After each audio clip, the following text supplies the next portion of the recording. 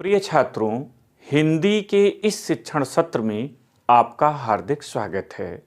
आज हम समास प्रकरण के अंतर्गत द्विगु समास का अध्ययन करेंगे। पूर्व के भागों में आपने अव्ययीभाव समास, तत्पुरुष समास और कर्मधारय समास का अध्ययन कर लिया है। आज हम द्विगु समास की परिभाषा, उदाहरण और पहचान की चर्चा करेंगे। जैसा कि आप जानते हैं, तत्पुरुष समास का एक भेद कर्मधारय है और कर्मधारय का एक भेद द्विगु समास है। द्विगु समास कर्मधारय के कारण उत्तर पद प्रधान होता है, क्योंकि तत्पुरुष में भी उत्तर पद प्रधान होता है, किंतु इसका पूर्व पद संख्यावाची विशेषण होता है और उत्तर पद उस संख्या का विशेष्य होता है। इस आधार पर द्विगु समास की परिभाषा होगी: जिस समास का पूर्व पद संख्यावाची विशेषण हो और उत्तर पद उस संख्या का विशेष्य हो, उसे द्विगु समास कहते हैं। उदाहरण, चौराहा, ये समस्त पद है आपका। अब इसे देखें, यहां जो पूर्व पद है यह संख्यावाची है और उत्तर पद आपका विशेष्य है। इसी कारण इसका समास विग्रह हुआ चार राहों का समाहार। समस्त पद में त्रिवेणी देखें, त्रिवेणी, त्रि यहां संख्यावाची है, यह संख्यावाची विशेषण है। ये बाद वाले की विशेषता बता रहा है। इसका विग्रह होगा तीन बेड़ियों का समाहार। उसी तरह नवरात्र देखिए, नवरात्रियों का समाहार। पंचवटी, पांच वटों का समाहार। अष्टाध्यायी, अष्ट माने 8 अध्यायों का समाहार।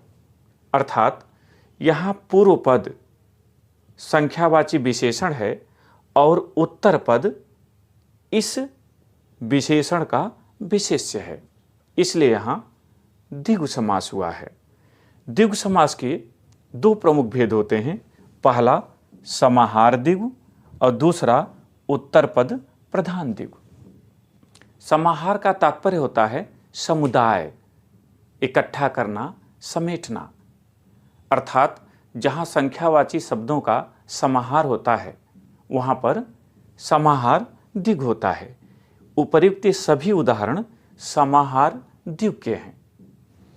दूसरा जो उत्तर पद प्रधान द्विगु है, इसमें आपको ध्यान रखना है कि जो पूर्व में संख्यावाची विशेषण आता है उसके बाद जो शेष रह जाता है उसे हम उत्तर पद कहते हैं, और जहां उत्तर पद की प्रधानता होती है उसे उत्तर पद प्रधान द्विगु कहते हैं।